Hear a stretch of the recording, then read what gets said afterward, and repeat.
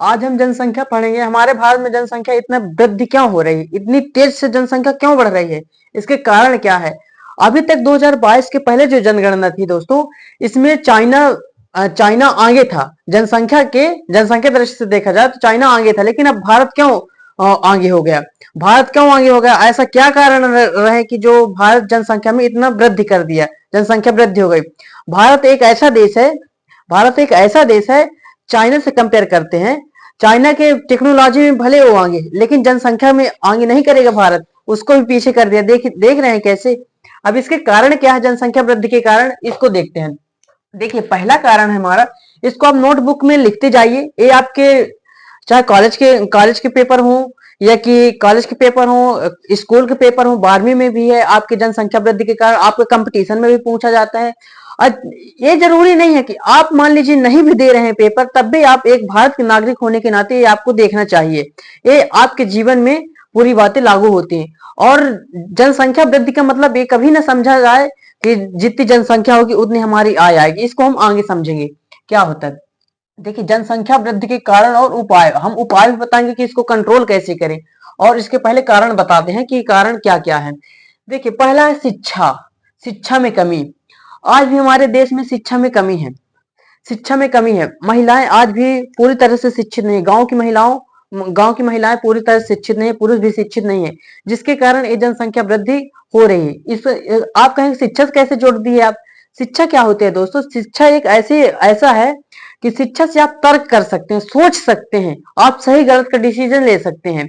और शिक्षा से आप ये अनुमान लगा सकते हैं कि क्या आज हमारे बच्चे मान लीजिए 4 पैदा हो गए, 4 हैं, तो क्या हम उनके भविष्य के लिए पालन पोषण अच्छे से, शिक्षा स्वास्थ्य दे सकेंगे कि नहीं। तो पहला कारण है कि शिक्षा की कमी, इसके कारण हमारे यहाँ ज्यादा बच्चे हो रहे हैं। और फिर है दूसरा, बाल विवाह।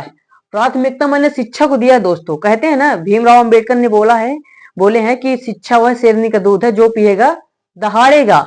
तो इसका मतलब शिक्षा है, शिक्षा मेन है। आप शिक्षा से सब कुछ कंट्रोल कर सकते हैं। शिक्षा एक क्या है, चाबी है, रिमोट है। तो पहले शिक्षा होनी चाहिए। शिक्षा में कमी है, इस कारण हमारे यहाँ होती है, जनसंख्या बढ़ रही है। फिर दूसरा है बाल विवाह। बाल विवाह मतलब क्या होता है। जैसे बाल विवाह का मतलब होता है कम उम्र में शादी होना। कम उम्र में शादी होना। जैसे कि क्या, पहले कुछ धार्मिक से जोड़ लेते थे इसको कि हमारे धर्म में ऐसा ही है कि कम उम्र में शादी किया जाए। पहले के मुगल काल में देखा जाता तो 9 साल में बच्चियों की शादी कर देते थे। 9 साल की बच्चियों की शादी कर देते थे पीरियड्स आने के पहले। मतलब कि ऐसा था कि जैसे पीरियड्स लड़की को आए तो उसको ससुराल में ना आए, मतलब मायके में ना आए, ससुराल में ही आए। ऐसा कुछ प्रथाएं थी। अब फिर जैसे अंधविश्वास के कारण जब बाल विवाह हो जाता है जल्दी, तो जल्दी बच्चे पैदा होने लगते हैं। इससे भी जनसंख्या बढ़ रही है। अब तीसरा है हमारा अंधविश्वास। अंधविश्वास मतलब क्या है, आज भी लोग मानते हैं कि बच्चे भगवान की देन है। बच्चे भगवान की देन है। आज भी गांव के लोग जो अशिक्षित हैं, अनपढ़ हैं, वो मानते हैं कि भगवान की देन है। अब आप कैसा, यदि आप शिक्षित हैं, पहला कारक क्यों हमने लिखवाया कि शिक्षा। इसको तो मैं नीचे भी लिख सकता था ना, लेकिन पहला इसीलिए लिखवाया कि शिक्षा बहुत जरूरी है। तो शिक्षा होगी तो आप अंधविश्वास नहीं करेंगे। जैसे अंधविश्वास में आज भी देखते हैं लोग क्या कहते हैं कि बच्चे भगवान की देन है। बच्चे तो भगवान देता है, हम थोड़ी देते। बच्चे भगवान की देन है। आप सोचिए, मान लीजिए हम ठीक है, मानते हैं भगवान की देन है, आप कुछ न करिए, पति पत्नी कुछ भी संबंध न बनाए, सेक्सुअल रिलेशन न बनाए, तो कैसे हो सकता है। कभी हो सकता है, कभी नहीं हो सकता। तो ये अंधविश्वास हो गया एक कारण, इसके कारण कि जैसे बच्चे भगवान की देन है, भगवान दे दिया। अरे भाई, भगवान नहीं दिया, आपने दिया है। और फिर है हमारा चौथा कारक क्या है, बेटी की चाह। आज भी भारत पुरुष प्रधान देश शुरू से ही रहा है, आज भी है। अब कुछ समानता लाई जा रही है, लेकिन क्या है कि जैसे बेटे की चाह, आज क्या है दोस्तों कि जैसे किसी की मान लीजिए बच्ची हुई, फर्स्ट बच्ची हुई, अब सेकंड भी बच्ची हो गई, अब वो बेटे की चाह के कारण कि अब बेटा होगा, अब बेटा होगा, ऐसे करते करते बहुत सारे बच्चियां हो जाती हैं, अब बच्चे बच्चे भी हो जाते हैं। इसी कारण से जनसंख्या बढ़ रही है। मतलब यहाँ बेटे की चाह के कारण इतना, मतलब ब्रेक नहीं लगाने वाला है, इंडियन पुरुष ब्रेक नहीं लगाने वाला है। जब तक पड़ोसी वाला ना कहेगा अरे भाई रुक जा, तब तक वो रुकने वाला नहीं है। अब फिर है हमारा बढ़ती युवा आबादी। बढ़ती युवा आबादी का मतलब क्या है दोस्तों, इसका थोड़ा समझा दूं मैं। बढ़ती युवा आबादी का मतलब होता है जैसे हमारे भारत देश में इस तरह जनसंख्या का पिरामिड थोड़ा इस तरह सुंडाकार पिरामिड। अब सोचेंगे आप एक लट्टू क्यों बना दिए, तो हम बता रहे हैं जैसे 0 से लेके 15 वर्ष के आयु तक के इतना है, इतना अनुपात है हमारे 0 से 15 वर्ष तक के इतना है। अब फिर यहां से लेके 15 से लेके 40 तक देखिए यहाँ सकरा है, इतनी जनसंख्या जो बच्चों की इतनी है, फिर युवा की यहाँ से लेके इतना इतना है। अब फिर यहाँ से लेके 40 से लेके 80 तक, यहाँ तक देखिए यहाँ कम है जनसंख्या, यहाँ कम है और यहाँ ज्यादा है, इसमें देखिए बड़ा है और ये कम है। तो मतलब जो 15 से लेके 40 तक जो बच्चे पैदा करने के युवा हैं, युवा उनकी जनसंख्या ज्यादा है, बच्चियों की जनसंख्या ज्यादा है, युवाओं की जनसंख्या ज्यादा, मतलब कि कहना चाहे तो 15 से लेकर 40 तक के इनकी आबादी थोड़ा ज्यादा है, हमारे भारत देश में इनकी ज्यादा है जो बच्चे पैदा कर सकते हैं इनकी। और फिर देखते हैं हम एक और कारक है जैसे मृत्यु दर में कमी। मृत्यु दर में कमी ये तो अच्छी बात है देश में कि मृत्यु दर में कमी हुई, लेकिन एक क्या है कि जैसे जो बच्चे पैदा पहले क्या था, बच्चा पैदा होते थे तो पहले खत्म हो जाते थे, पेट में गर्भ में ही खत्म हो जाते थे, लेकिन आजकल टेक्नोलॉजी के कारण इन बच्चों को बचा लिया जाता है, बच्चों को बचा लिया जाता है, इससे भी जनसंख्या मृत्यु दर में कमी हो रही है, इससे भी जनसंख्या बढ़ रही है। और फिर है हमारा जन्म दर में वृद्धि। जन्म दर में वृद्धि का मतलब होता है जैसे आज भी देखते हैं तो हॉस्पिटलों में आप किसी भी वार्ड में चले जाएंगे, मतलब जो डिलीवरी वाला वार्ड होता है उसमें कम से कम 20 बच्चे आप रोज देखेंगे, अच्छी बड़ी हॉस्पिटल है तो उसमें 20-25 बच्चे रोज पैदा होते हैं। तो इसमें जनसंख्या वृद्धि मतलब जन्म दर में वृद्धि, वृद्धि यानी होता है बढ़ना। अब जैसे मेडिकल दवाइयों का यूज न करना, जैसे कंडोम का यूज न करना, जैसे इसमें क्या है कि आज भी गांव के लोग, गांव के या जो अशिक्षित है, मैं नहीं कहता गांव बस की, चाहे वो सिटी में भी होगी, यदि वो अशिक्षित हैं तो ये मतलब मेडिकल दवाइयों का प्रयोग नहीं करते, वो बोलते कि ये क्या है भाई क्या है, आज तक तो जानते भी नहीं बहुत लोग कि कंडोम है क्या। जैसे आज भी पीरियड्स के बारे में बात कर देते हैं हम गांव में समाज में किसी के सामने बात कर देते हैं तो बड़े गंदे गंदे नजर से देखते हैं, लेकिन ऐसा नहीं, बिल्कुल नहीं सोचना चाहिए। हम आपको बता दें दक्षिण भारत में जब फर्स्ट पीरियड लड़की को आती है तो उसको सेलिब्रेशन मनाया जाता है बड़े धूमधाम से। हमारे दक्षिण भारत में दोस्तों इतना मतलब कर दिया गया है, पीरियड्स की बात आप ना घर में बात कर सकते हैं ना दोस्त से बात कर सकते हैं, इतना मतलब छुपाया क्यों जा रहा है। और ये आप जान लीजिए जब तक पीरियड्स आएगी नहीं लड़की को तब तक वो माँ नहीं बनेगी। जब माँ नहीं बनते तो कितना बुरा बुरा कहते हैं कि बांझ है, मतलब अजीब तरीके से कहते हैं। उसको क्या क्या सहना पड़ता है, जिसके पुत्र नहीं होते तो उसको कितना सहना पड़ता है बताइए। तो हमें इनके बारे में बिल्कुल नहीं शर्माना चाहिए। जैसे पीरियड्स हो गए, कोई अनरोहिणी बीमारी हो गई, उसके बारे में नहीं समझ, अरे भाई डॉक्टर है, डॉक्टर को सब बताओ ना। अब क्या है आज भी डॉक्टर के पास जाते, सर बीमार हूं, अरे बीमार तो बता दो कि क्या है भाई, बता दो सब।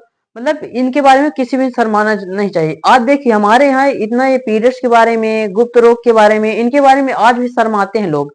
इसीलिए आज देखते होंगे कि अब हमारे भारत देश की जो जितनी भर दीवारें उसमें लिखा रहता है सेक्स रोगी मिले, गुप्त रोगी मिले, बवासीर रोगी मिले, ब्रेस्ट कैंसर वाले मिले। ऐसा क्यों होता है? ऐसा इसलिए होता है कि हमारे समाज में इन बातों को छुपाया जा रहा है, इन बातों को छुपाया जा रहा है, उसकी जानकारी है नहीं। ये तो नहीं लिखा रहता, अमेरिका के दीवारों में तो नहीं लिखा रहता है। हमारे यहाँ एजुकेशन की कमी है, एजुकेशन नहीं दिया जाता है सही ढंग से।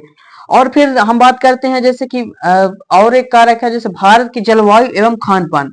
भारत की जलवायु क्या है कि सामान्य जलवायु है, मतलब शीतल जलवायु, शीतल समान मतलब कहे तो अनुकूल जलवायु, जीवन के लिए अनुकूल जलवायु है। तो जलवायु का तो ज्यादा फर्क नहीं पड़ता दोस्तों, लेकिन खान पान क्या है कि जैसे कि आज गरम गरम चीज खाते हैं, गरम चीज खाते हैं, और जैसे कि ज्यादा गर्म चीज खाने से ज्यादा हार्मोन्स एक्टिव हो जाते हैं, इसलिए सेक्स की इच्छा ज्यादा बढ़ जाती है, जिसके कारण कि बच्चे भी पैदा होते हैं। अब फिर एक है बेरोजगारी, बेरोजगार युवा। हमारे भारत देश में सबसे ज्यादा बेरोजगारी है। बेरोजगार युवा जब घर में रहता है, शादी हो गई मान लीजिए उसकी, जब घर में रहता कुछ काम धंधा करेगा नहीं तो क्या करेगा, वो तो बच्चे ही पैदा करेगा ना।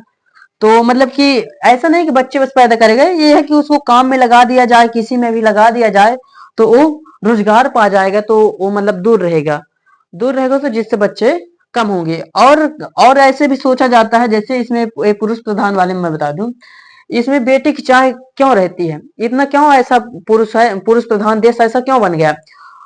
कहा जाता है दोस्तों कि जैसे कि बेटियां तो पराई घर की होती हैं, कहा जाता है बेटी तो पराई घर की होती।